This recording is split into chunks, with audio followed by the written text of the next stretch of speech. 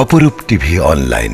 Chittagong city corporation সাধারণ ঠিকাদারবৃন্দের আয়োজনে জুলাই আগস্ট ফ্যাসিবাদী পতন আন্দোলনে নিহত শহীদের আত্মার মাগফিরাত এবং আহতদের সুস্থতা কামনা মিলাদ ও দোয়া মাহফিল টাইগার পাসস্থ মসজিদ বাইতুল মোয়াজ্জম মসজিদ প্রাঙ্গণে অনুষ্ঠিত হয়।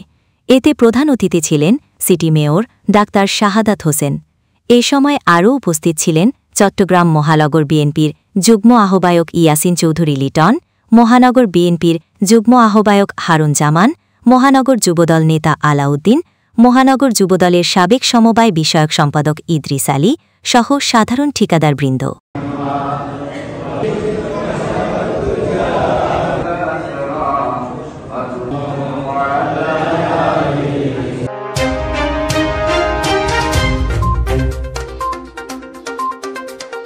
অপরূপ টিভি অনলাইন।